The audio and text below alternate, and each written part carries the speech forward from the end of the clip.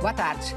Alerta em todo o Brasil. O tempo seco já provocou mais de 20 mil focos de incêndio. Alívio na Tailândia. Médicos anunciam que os 2 adolescentes que tiveram pneumonia na caverna já estão livres da doença. O presidente Donald Trump enfrenta novos protestos, agora na Escócia. Irresponsabilidade no trânsito. O desrespeito ao sinal vermelho já é a segunda infração mais comum nas cidades brasileiras. A Copa da Rússia a menos de 24 horas da grande final. Nossos repórteres mostram a preparação de França e Croácia para a decisão no estádio Luzhniki, aqui em Moscou. Os franceses apostam na velocidade do jovem atacante Mbappé. Os croatas jogam suas esperanças no maestro Modric, o astro do Real Madrid de 32 anos. O terceiro lugar ficou com a Bélgica, que venceu os ingleses por 2-0 agora há pouco. E você vai conhecer também a técnica dos russos para impedir a chuva bombardeando as nuvens carregadas. O Jornal Hoje está começando.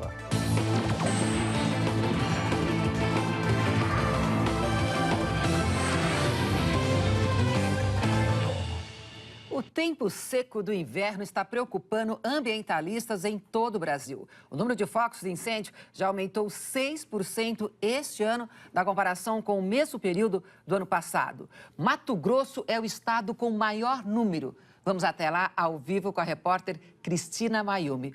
Boa tarde, Cristina. Boa tarde, Zileide. Boa tarde a todos. Segundo o Instituto Nacional de Pesquisas Espaciais, são mais de 21 mil focos de incêndio em todo o Brasil. A preocupação aumenta, principalmente agora no inverno, por causa do clima seco em várias regiões. Aqui na região centro-oeste, por exemplo, quase não chove nesse período. A gente está numa área que pegou fogo, bem aqui ao fundo. O fogo pode ter sido causado por um motorista que jogou uma bituca de cigarro pela janela do veículo. Fica bem às margens de uma rodovia estadual. E a partir de amanhã, quem provocar incêndios, queimadas em Mato Grosso, principalmente em áreas rurais e florestais, pode ser multado e até preso. A multa pode chegar aos R$7 mil. Desde o início do ano, foram mais de 70 ocorrências de queimada só nas margens da BR-163, que liga Mato Grosso ao norte do país. A concessionária que administra a rodovia também usa caminhões-pipa e abafadores para combater as chamas. E não é só em Mato Grosso que tem focos de queimadas. Outros 5 estados também estão no ranking do Instituto Nacional de Pesquisas Espaciais: Tocantins, Roraima, Maranhão, Pará e São Paulo. Em Goiás, bombeiros e voluntários estão fazendo aceiros em torno de um parque em Aparecida de Goiânia. São faixas de terra para impedir que o fogo se alastre. E lembrando que as queimadas em áreas urbanas são proibidas em todo o ano. Zileide. Cristina, bom trabalho. Bom, vamos continuar nesse assunto de queimadas com a Isabela Camargo, que já está chegando aqui para conversar com a gente. Boa tarde, Isabela. Boa tarde, Zileide. Bom, como que está esse risco de queimadas para hoje? Bem alto e em boa parte do país. Agora, a imagem de risco é tão impressionante, tão reveladora, que eu vou te mostrar em cores, tudo bem? Aqui no nosso mapa, então. Dá uma olhada. Toda essa área vermelha significa risco alto para incêndios, para novas queimadas. Pega aqui a parte sul do Amazonas, avança pelo Pará, interior do Nordeste, todo o Centro-Oeste, Sudeste e também pega aqui também o Centro-Norte do Paraná. E por que está tão vermelho assim? Por que o risco está tão alto? Quanto mais tempo sem chuva, pior para a vegetação, que fica mais seca e mais fácil para queimar. Então, veja, chuva acima de 10 milímetros, que é uma chuva boa, a gente chama de chuva agrícola, que faz diferença no solo e nas plantas, não cai há mais de 30 dias, de novo, em toda essa área avermelhada. Então, muda o mapa, mas a consequência é a mesma. E aí, quando o ar está seco assim, vamos ver, nas consequências macro, né? Então, aumenta o número de incêndios e no nosso corpo, complicações alérgicas, respiratórias e irritação nos olhos. O que a gente pode fazer? Evitar, então, exposição ao ar livre, ficar em lugar fechado. Agora, se você não puder fazer nada disso, tem que beber muita água mesmo, não tem jeito, tá? Hoje não tem previsão de chuva aqui dessa área do Acre, pegando até o Nordeste, todo o estado do Ceará, interior aqui, Centro-Oeste, Sudeste e região Sul. Chuva apenas isolada em parte do Amazonas, Roraima, Amapá, Pará, parte aqui norte e oeste do Maranhão e aqui um pouquinho só no leste do Rio Grande do Norte até Alagoas e aqui no sul da Bahia. As temperaturas estão em elevação, né? A semana está encerrando bem diferente como começou. 33 graus lá para Manaus, 38 em Palmas, parece muito, mas quem mora em Palmas já sabe que agora é o período mais quente realmente do ano. 28 lá para o pessoal do Recife, Salvador, e aqui está a diferença, Zileide. 26 graus em Belo Horizonte, São Paulo, Rio, 29 e Porto Alegre, 24. A gente teve uma semana muito gelada, né? Agora, alguma mudança para amanhã? Tem mudança para o pessoal do Rio Grande do Sul, tá? Tem previsão de chuva amanhã no Rio Grande do Sul. Essa chuva vai ficar por lá. E aí eu já aproveitei trazendo aqui o mapa para os próximos 15 dias, já que a gente começou falando de secura. Então, a previsão é que nos próximos 15 dias não tenha chuva no centro-oeste, em parte aqui de Minas e São Paulo. Então, por esse mapa, a gente entende que vai ter chuva e não é tão volumosa. Santa Catarina, Paraná e aqui na faixa leste do Nordeste, que também é normal nessa época do ano, e aqui na região norte. Zileide, na região central do país, passaremos os próximos 15 dias sem chuva. Que pena. Mas obrigada, Isabela. Vamos aguardar. Vamos, boa tarde. Para nós. Bom, uma das regras básicas de quem dirige carro é parar no sinal vermelho. É básico, mas muito motorista não está nem aí. Passar pelo sinal vermelho já é a segunda infração de trânsito mais comum no Brasil, ficando atrás apenas do excesso de velocidade. A reportagem é do Fábio Castro, de Goiânia. O sinal já estava amarelo, fechou e os motoristas continuaram passando. Eu acho uma desobediência muito grande ao trânsito, hein? O caminhão e o carro ignoraram o alerta para parar neste outro cruzamento. Furar o sinal vermelho já é a segunda infração de trânsito mais comum no Brasil. E o Código de Trânsito Brasileiro é rigoroso com quem não respeita o sinal vermelho. A multa é de R$ 293, são 7 pontos na carteira e esta é uma infração gravíssima, justamente por causa do alto risco de acidente. Em 2017, foram 1.807.000 multas e só nos primeiros 4 meses de 2018, mais de 1 milhão de motoristas e motociclistas já foram multados. Olha aí o motociclista, só esperando uma brechinha para furar o sinal. Em Aparecida de Goiânia, a moto foi atingida em cheio por um carro. Há 7 meses, um estudante de 25 anos do Recife furou o sinal e bateu num carro. 3 pessoas morreram. O motorista continua preso, acusado de homicídio doloso, quando há intenção de matar. Em Cascavel, no Paraná, o carro vermelho fez lambança. Além de cortar 2 carros, o motorista avançou o sinal vermelho, provocando uma batida. Por sorte, ninguém se feriu. No interior de São Paulo, um motociclista morreu ao ser atingido por um carro que não parou no sinal vermelho.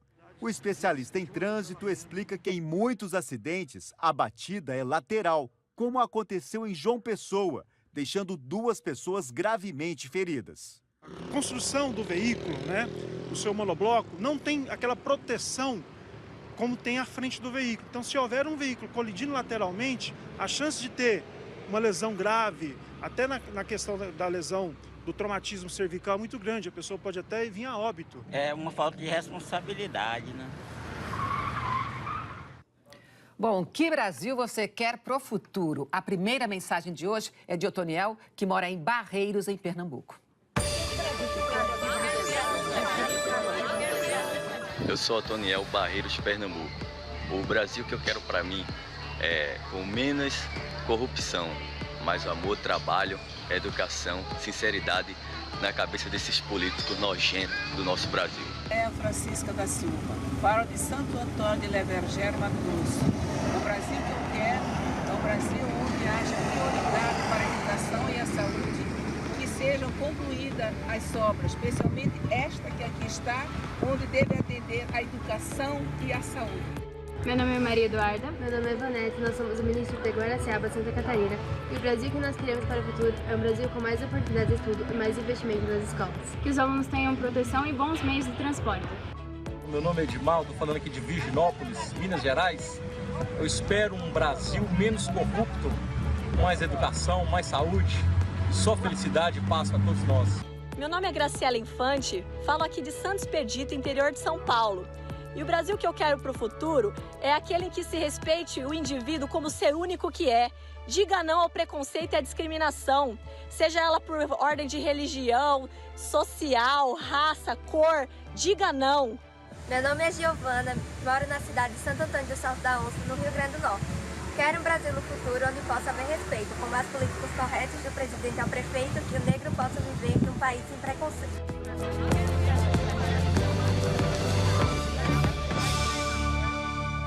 É isso, Graciela e Giovana, e não apenas o Brasil, mas um mundo sem discriminação, sem preconceito.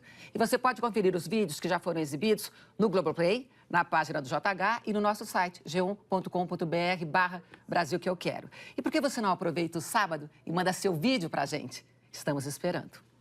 Os 12 meninos e o treinador que foram resgatados dentro de uma caverna na Tailândia devem ter alta do hospital até quinta-feira.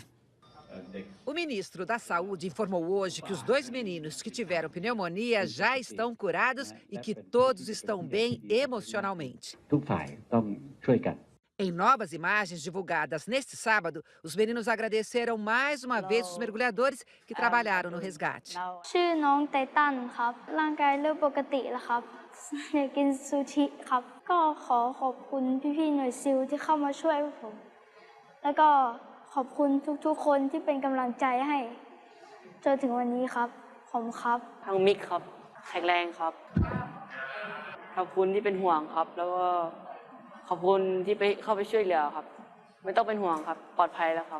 O governo tailandês também publicou fotos de alguns desenhos feitos pelos meninos. Num deles, o time dos Javalis Selvagens aparece ao lado do treinador Eike. O grupo está internado no andar isolado do hospital desde o resgate, que começou no domingo passado e terminou na terça-feira. O presidente dos Estados Unidos, Donald Trump, está na Escócia em mais uma parada na visita à Europa. E por onde ele passa, protestos o acompanham. O enorme balão que representa Trump como um bebê também tem embalado as manifestações na capital, Edimburgo. Ele deu as caras primeiro em Londres e rapidamente se transformou no símbolo da insatisfação dos britânicos. Na Escócia, Trump está hospedado num luxuoso resort que faz parte da sua própria rede de hotéis. Ele disse que pretende passar o dia todo jogando golfe enquanto se prepara para encontrar na segunda-feira o presidente Vladimir Putin na Finlândia. Bom, vamos agora até os nossos estúdios em Moscou com a Sandra Annenberg e o Alex Escobar para falar desse penúltimo dia da Copa do Mundo da Rússia. Todo mundo, gente, ligado na grande final de amanhã. Boa noite para vocês. Boa noite, boa tarde para vocês aí, Zileide, para todo mundo no Brasil. Pois é, né? Acabou agorinha, né? O penúltimo jogo é Bélgica e Inglaterra, e a Bélgica, que eliminou o Brasil, conseguiu a sua melhor colocação em Copas do Mundo. 2-0, rapaz. 2-0, dominando o jogo, colocaram medalhinha, pelo menos. Pelo menos, não saíram de mão abaixo. E a medalha de bronze é legal, Escobar, porque ninguém já tira do pescoço, todo mundo olhando, bonitinho. É legal. Vai. O Júnior costuma dizer o seguinte, né, que a medalha de bronze você ganha, a de prata o cara perde, aí sai do jogo sai e tal, sai meio chateado e tal. É verdade. E você sabe que o terceiro lugar é sempre um jogo bacana. Jamais houve um 0-0 na história da disputa do terceiro lugar, é a média de 4 gols por partida. Bom, Júnior e Roger, aqui no Jornal Hoje, vão analisar. Bem-vindos! Obrigado. Bem-vindo, meninos. Obrigado. É um jogo mais relaxado, né, Léo? Um jogo sem muita obediência tática, jogo com várias oportunidades. A Inglaterra se soltou um pouco mais no segundo tempo. E saiu um gol no comecinho, né? Aí, esse é o primeiro gol, inclusive. 2 gols bem trabalhados pela seleção belga, né? O Lukaku que dá espaço para o Chadli para fazer o cruzamento para o Munier, fazer de canela, 1-0 Bélgica. Olha, acho que eu bater, eu faria isso aí lá. Olha lá, de canelinha. Canelinha, mas vale. Mas vale. De canela é mais difícil. É mais difícil. O Lukaku aqui não foi tão bem, né? Poderia até brigar pela artilharia com o Harry Kane ali, que tem 6 gols. Não foi tão bem conhecido como foi mal, né? Foi mal. E ele saiu irritado, né? Perdeu 2 oportunidades. Eu acho que muito mais, como o Roger até frisou na transmissão, muito mais pela atuação dele do que por qualquer outra coisa, entendeu? A Bélgica mostrou realmente que é um time que está num estágio mais avançado, é um time mais técnico, é um time com mais criatividade, tem um jogador que é o Hazard, juntamente com o De Bruyne, que são os dois jogadores que têm a responsabilidade de criar a maioria das jogadas. Agora essa geração promete mesmo, né? Promete. Então, Sandra, temos, eu acho que mais uma Copa do Mundo com os craques, pelo menos os craques, né? Tá. Lukaku, De Bruyne, Hazard, fazendo gol aí, o segundo gol. contra-ataque de Almanac, né? Tudo, eles todos vão ter um pouquinho mais de 30 anos, 30, 31, 32 no máximo para a próxima Copa, e a galera com a medalha mostrando orgulhosamente a festa dos belgas. Nenhuma dúvida, foi muito justa a terceira colocação da Bélgica, gente. Mereceram a medalhinha, melhor colocação, vale repetir, da Bélgica na história das Copas do Mundo, uma brilhante geração. E ainda pode dar trabalho na próxima Copa do Mundo, no Catar, em 2022. Muitas feras aí vão ter idade para jogar também. Ai, Alex, vira essa boca para lá, né? Não, mas podem ficar em segundo, vai ser a melhor colocação deles na história e a gente ganha. Boa, já gostei, melhorou. Pra todo mundo. Fica tudo certo, fica tudo certo. É o seguinte, ó, daqui a pouco o Luiz Roberto, o Roger e o Júnior vão voltar para falar da participação do Brasil na Copa também e do que a gente pode esperar para a final de amanhã, beleza? Fechado. Beleza. Fiquem cadeirinhas ali, fiquem confortavelmente instalados que a gente já volta a falar. Valeu. Olha, valeu. então, aproveitando, falando, né, da final, França e Croácia decidem amanhã quem será campeão do mundo na Copa da Rússia. O jogo vai ser aqui, em Moscou, ao meio-dia, hora daí, do Brasil. Exatamente, Sandra. A seleção francesa, que tem ali um certo favoritismo, né? Ganhou a Copa em 98 em cima do Brasil. É bom lembrar que na mesma Copa, a França eliminou a Croácia na semifinal. Informações agora, ao vivo. Richard Souza, para falar desse jogão. Tudo bem, Richard? Oi, Alex. Oi, Sandra. Tudo bem? Boa noite para vocês. Boa tarde para quem nos acompanha no Brasil. Pois é, Alex, o discurso agora dos franceses é o seguinte: o que tinha que ser feito para chegar até aqui, o que tinha que ser treinado, já foi. Hoje a França trabalhou pela última vez aqui no complexo do estádio Luzhniki, mas não no gramado, para preservar, para deixar um tapete para o jogão de amanhã. Trabalharam num campo anexo. O técnico Didier Deschamps contou com os 23 convocados, ele tem todo mundo à disposição e por isso a França deve ter o mesmo time que ganhou da Bélgica na semifinal. Nesse time está o Kylian Mbappé, atacante de 19 anos, sensação da equipe francesa, e o Deschamps falou sobre ele. Disse que o Mbappé não tem tratamento especial por ser o mais jovem, por ser ainda um moleque, um adolescente ali, né? Mas que o Mbappé é um jogador muito consciente, porque ele sabe muito bem o que ele tem que fazer e ele sabe muito bem onde ele quer chegar. E o Deschamps disse que o Mbappé quer ser campeão do mundo aos 19 anos. Falou também o capitão e goleiro Lloris. O Lloris estava naquele time de 2016 que perdeu a final da Eurocopa e disse que nesse período o time está trabalhando muito a concentração, porque a parte técnica e tática já está bem feita e que essa Croácia merece sim muito cuidado. Uma Croácia incansável que passou por 3 prorrogações. E o Lloris disse uma coisa interessante, ele disse que a França está numa bolha, porque para conter o oba-oba, os jogadores acompanham as redes sociais, têm visto como o clima está crescendo em cima deles nessa decisão e estão preocupados com isso. E a gente quer saber como é que está o clima na França. E é para lá que a gente vai saber da repórter Bianca Rotier como está o clima por lá. Ela está em Paris.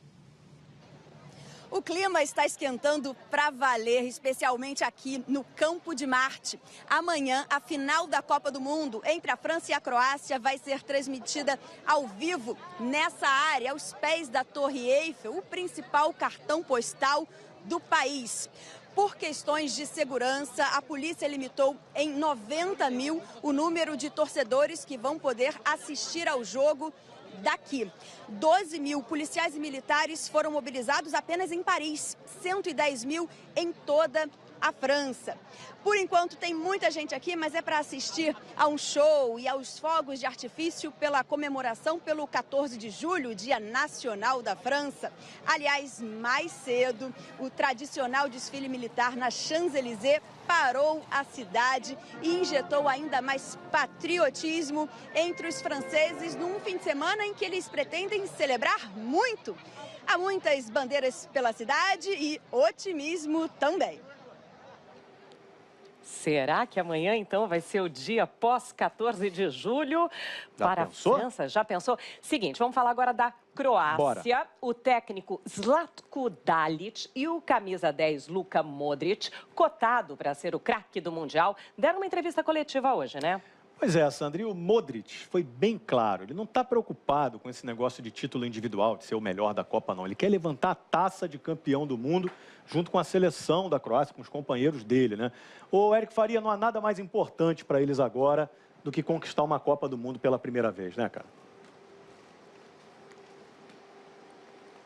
Oi, Escobar, boa noite para você, boa noite para Sandra, boa tarde para quem está no Brasil. Certamente, imagina, você chegar pela primeira vez numa decisão e já conquistar o título, realmente será fantástico. Olha só, eu estou na avenida principal aqui, que leva ao estádio Luzhniki. Aqui, agora está tranquilo. Amanhã teremos muitos franceses, muitos croatas, certamente torcedores do mundo inteiro, porque afinal de contas, né, amanhã é o grande dia, a decisão da Copa do Mundo. Mais cedo, como vocês disseram, o Dalit e o Modric concederam uma entrevista coletiva, todos eles muito concentrados, né, falando pausadamente, escolhendo bem as palavras, porque nesse momento qualquer detalhezinho pode ajudar o outro lado, mas teve uma resposta do Dalit que eu achei muito interessante. Ele falou o seguinte: nós já chegamos até aqui, queremos mais. Quero ver amanhã 4 milhões de croatas nas ruas comemorando o título, como se estivessem no Brasil e na Argentina, que eles fazem isso muito bem. Então agora a gente vai até a Zagreb, onde está o Vitor La Regina, para saber como está o clima por lá. Será que teremos mesmo 4 milhões comemorando aí nas ruas, Vitor? Oi, Eric, uma boa tarde para você e para todos que estão ligados no Brasil. É difícil 4 milhões, até porque boa parte da população croata já está em Moscou. Muitos croatas procuraram passagens de última hora para Moscou nessa semana, depois que a equipe se classificou para a decisão contra a França. Aqui na Praça Banja Lačić é o ponto de concentração dos torcedores para o jogo de amanhã contra a França. Aqui, cerca de 20 mil torcedores devem assistir o jogo em um telão que foi montado na praça e desde a Copa do Mundo tem sido assim. Agora, os croatas estão muito otimistas também, porque esse time, segundo eles, tem coração, tem resistência. Lembrando que a Croácia chega para essa final de Copa do Mundo já com 7 jogos contabilizados, até porque foram 3 prorrogações, que somadas dão 90 minutos. Um jogo a mais do que a França, mas o cansaço não preocupa. Aliás, anima os croatas. Uma capa de um jornal de Zagreb neste sábado veio com a seguinte manchete: o nosso coração fala mais alto. Fazendo uma alusão, inclusive, que fala mais alto do que a Torre Eiffel. Eles acabaram ilustrando a Torre Eiffel com um tradicional quadriculado vermelho e branco. Pois é, a resistência, o coração e principalmente a paixão dos croatas fala mais alto, além de que eles têm uma ótima qualidade técnica na equipe. Voltamos a Moscou. Sandra, Escobar. Ok, Vitor La Regina, ao vivo de Zagreb, na Croácia. A gente vai dar uma olhadinha aqui, então, na programação dessa final inédita, né? França e Croácia começam a decidir a Taça do Mundo ao meio-dia, domingo, horário aí de Brasília, mas a cerimônia de encerramento começa meia horinha antes, né? Pois é, às 11h30, portanto, né? Às 11h31 da manhã, para ser bem preciso, vai rolar um show com o ator e cantor americano Will Smith, ao lado de Nicky Jam, de Porto Rico, da Era Straff, de Kosovo. Essa não deve ser Straff, deve ser Streff. Né, Estrefi, alguma coisa assim. Provavelmente. E gravaram a música oficial da Copa. Esse show vai ser rapidinho, 10 minutinhos, fica atento para curtir. Depois a FIFA apresenta o troféu da Copa do Mundo. Um ritual que dura aí 3 minutinhos. Eu gostei do sotaque, é do norte. Enfim, pouco depois de acabar a decisão, no tempo normal, na prorrogação ou nos pênaltis, nós vamos ver a premiação dos melhores da Copa. O melhor jogador jovem, o artilheiro, quem será, goleiro e melhor jogador. Enfim, as medalhas para o vice, para o campeão e aquele gesto que a gente conhece bem, né? De levantar a Copa do Mundo. Ai. A gente queria muito, não deu, mas enfim, vamos prestigiar e honrar quem conseguir, né? Claro. Agora é o seguinte, falando da chuteira de ouro para o artilheiro da Copa, essa está praticamente garantida para o inglês Harry Kane, a menos que o Griezmann ou o Mbappé marquem uns 3 ou 4 gols amanhã e peçam música para o Fantástico, né? Vamos ver quem são os favoritos para os outros prêmios aí. O goleiro croata Subasic tem boas chances de ficar com a luva de ouro. O camisa 23 da Croácia foi decisivo quando a sua seleção precisou mais dele. Nos pênaltis, pegou 4 cobranças, 3 só contra a Dinamarca. Podemos dizer que o prêmio de melhor jogador jovem é uma barbada. Mbappé também é um forte candidato à bola de ouro de melhor jogador da Copa. Ele marcou 3 gols e foi eleito o melhor jogador de 2 partidas. Mas o francês tem concorrência forte. Outro camisa 10, Luka Modric, considerado o melhor jogador de 3 partidas da Croácia. Marcou 2 gols e deu passe para outro. Mbappé ou Modric? Quem é o melhor da Copa? Uma decisão que ficou para amanhã. Expectativa. Olha, os russos têm feito uma festa maravilhosa, linda, né? Tem caprichado para que a Copa seja, acima de tudo, bonita. E tem umas coisas engraçadas, assim. Por exemplo, em caso de ameaça de tempestade, eles estão tão preocupados com a beleza do evento, eles poderiam até acionar uma frota de aviões potentes que dispersam as nuvens mais carregadas. Uau! O Pedro Vedova tem os detalhes pra gente. Em pelo menos 3 dias do ano, os moscovitas deixam o guarda-chuva em casa. Nos feriados mais importantes, é quase certo que nenhuma gota cai sobre Moscou. Ficou bem ensolarado. Eles tiraram as nuvens. As TVs e rádios até anunciam que o governo vai cuidar do tempo ruim. Antes de jatos rasgarem o céu, antes de blindados esbanjarem canhões, as nuvens já tinham sido atacadas. O Kremlin determina que nada atrapalhe a parada militar. O dia da vitória é o mais importante. Lembra que foram os soviéticos que derrotaram os nazistas. Um dos líderes soviéticos mais famosos adorava festas populares. Era uma forma que o Joseph Stalin tinha de mostrar poder e também de discursar. E os aplausos eram intermináveis, porque as pessoas tinham medo dele. Agora, as nuvens não faziam nenhuma cerimônia e a chuva, volta e meia, atrapalhava os discursos do ditador. E aí, até o céu, Stalin quis controlar. Os cientistas receberam ordens para modificar artificialmente o clima. Os pesquisadores perceberam que se fizessem furos nas nuvens, a temperatura interna delas mudaria. Os fluxos de ar fariam buracos cada vez maiores até a nuvem se dissipar. O piloto conta que o melhor material para isso é o cimento moído. Essas caixas estão cheias dele. A chamada correção do clima adverso também usa cartuchos com um composto de prata. Essa substância se junta às gotículas e deixa o vapor mais pesado, antecipando a chuva. A tripulação também tem um coquetel químico que faz a água congelar e também cair do céu. O chefe do Observatório Meteorológico explica que eles analisam todas as nuvens num raio de 200 quilômetros da capital. Então, eles mandam 10 aviões bombardearem as nuvens com químicos, fazendo uma espécie de cinturão longe de onde não querem chuva. O diretor da empresa que cuida dessa semeadura das nuvens conta que a proteção meteorológica custa 10 milhões de reais e diz que a chance de dar certo fica perto de 40%. Esse outro meteorologista afirma que não existem nuvens iguais e, portanto, não dá para comprovar se o método funciona.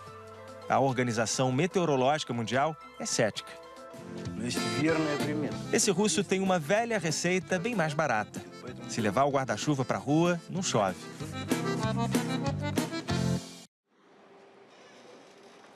Daqui a pouco, ao vivo aqui de Moscou, as últimas informações sobre a final da Copa do Mundo. A gente volta já já. As duquesas Kate Middleton e Meghan Markle assistiram juntas hoje às finais do torneio de Wimbledon, na Inglaterra.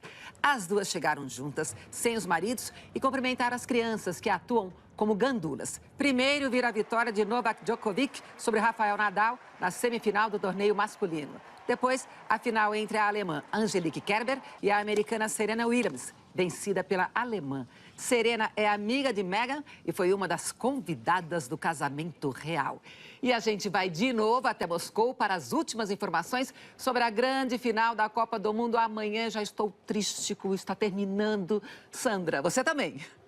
Eu também, Zileide, confesso. Olha só, a gente volta então aqui do nosso estúdio em Moscou para chamar primeiro a Jaqueline Brasil, na Central de Meteorologia da Copa, para saber como vai ficar o tempo para a hora do jogo de amanhã. Boa tarde para você, Jaque. Oi, Sandra. Boa noite aí para você, boa tarde para todos. Vai ser de tempo instável. Aliás, um pouco distante de você, na região sul, o tempo está bem diferente. Para hoje, esse jornal russo aqui até publicou um alerta de chuva com trovoadas e ventos de até 50 km por hora para mais tarde. A gente sabe que o tempo muda muito em Moscou, né? Ontem fez um calorão e hoje à tarde, olha como o céu já estava encoberto. Essas imagens aí foram feitas no estádio de Luzhniki, palco da grande final entre França e Croácia. O jogo será amanhã, ao meio-dia, no horário de Brasília. E essa instabilidade que eu falei aí vai continuar amanhã, viu? A diferença é que teremos mais sol. Vai fazer 23 graus na hora do jogo, com 60% de umidade do ar, 60% de chance de chuva, com vento fraco. O WBGT, que é a combinação desses 4 fatores, vai ficar no verde, porque apesar da umidade estar alta, a temperatura vai estar mais baixa. Só que tem um detalhe muito importante, viu? Essa umidade alta faz com que o atleta não consiga equilibrar a temperatura do corpo, porque o suor não evapora. E como já estamos na reta final da Copa,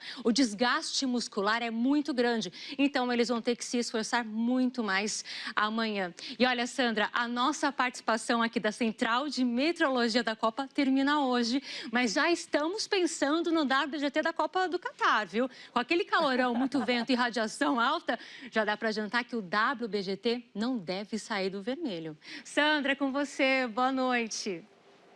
Boa tarde, Jaque. Muito obrigada por sua participação aqui em todos os nossos telejornais. E eles vão sofrer no Catar, não tenho dúvida não. Obrigada. E a gente já está aqui com o nosso timaço armado, Luiz Roberto, Roger e Júnior. Vamos falar agora de seleção brasileira? Opa, vamos lá. Porque o clima a gente já viu que vai ser difícil. E o vai ser difícil. É em novembro, mas vai ser difícil. Bom, o Júnior e o Roger aqui tem alguns pontos para destacar para a gente aqui. Primeiro, a gente vai falar um pouquinho do Tite, né? Que a gente ainda não tem a confirmação se será o nosso treinador, se vai continuar como treinador da seleção. A gente espera que sim, né, Léo? Eu acho para dar continuidade ao trabalho. Eu acho que as coisas, inclusive, que aconteceram, vai servir, né, de experiência para exatamente a gente já começar a pensar na Copa do Catar. Outro setor que a gente vai falar um pouquinho do setor defensivo, que foi nosso ponto forte na Copa do Mundo, com os 2 zagueiros, com Marcelo, lateral esquerdo, mas que eu acho que a gente tem que começar a pensar como isso vai funcionar nesses 4 anos de preparação para a próxima Copa, né? São 2 zagueiros experientes que a gente tem que já pensar em mudanças. Nós temos um certo, que é o Marquinhos, que tem uma idade bem baixa. Já vive um auge, né, Júnior? Já poderia, inclusive, ter sido titular na Copa aqui da Rússia, né? Temos que começar a pensar nos outros que ninguém sabe o que vai acontecer, combinando o Thiago Silva daqui a 4 anos. Não só no miolo, mas nas laterais também. Marcelo já passou dos 30, o próprio Daniel Alves, que não foi titular por causa da lesão, mas era o titular da seleção brasileira, também já dando espaço para que a gente possa pensar em novas alternativas. E eu apontei ali para o monitor, porque apareceu o Neymar ali, vocês queriam falar uma coisinha de Neymar ainda? Boa. Ele vai ter que subir uma ladeira íngreme, né? Porque as coisas que aconteceram durante a Copa do Mundo não é só o reflexo no Brasil. Foi o reflexo mundial de tudo isso que aconteceu.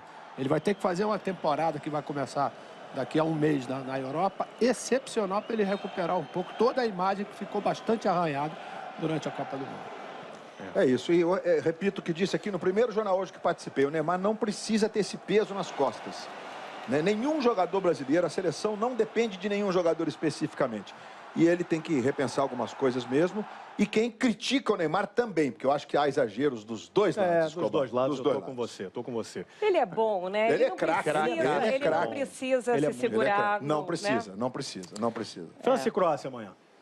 Jogo bem legal. Acho que é lógico que a parte física pode interferir contra a Croácia, mas tem coração, né? Foram 3 prorrogações. É um jogo a mais, Escobar. Literalmente 90 minutos a mais. A gente viu a Jaqueline falando ali, pode ter, através de todos aqueles pontos ali, uma influência muito grande em função das 3 prorrogações que a Croácia jogou. Acho que a partida, quem vai contar a história é a França. A Croácia tem que administrar e vai entender como esse jogo da França vai funcionar, para aí sim, com Rakitic e Modric, que são inteligentíssimos, tentar de alguma forma bater de frente com a seleção francesa. A gente viu também que a Bianca Routier estava falando diretamente de Paris, esse clima que foi criado em função do favoritismo.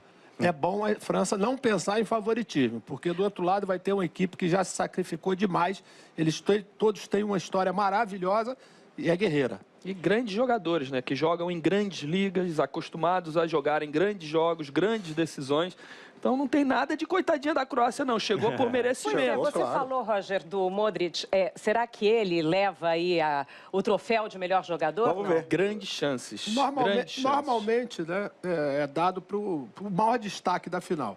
E ele certamente vai estar desse grupo. Ele e o Mbappé, eu acredito que sejam os dois que vão brigar.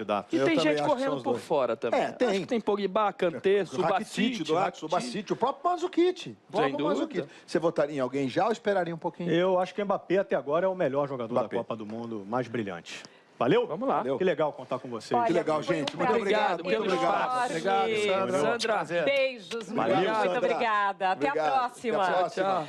Então, gente, termina aqui a participação do Jornal Hoje na Copa do Mundo. Foi uma belíssima jornada, mais de um mês no ar. Olha, desde o dia 11 de junho, nós fizemos 30 edições direto aqui de Moscou. E tudo ficou muito mais fácil, muito mais leve, muito mais informativo por sua causa. Sandrinha. Alexei, o grande assim você Escobar. Me emociona. Obrigada pela parceria, cara.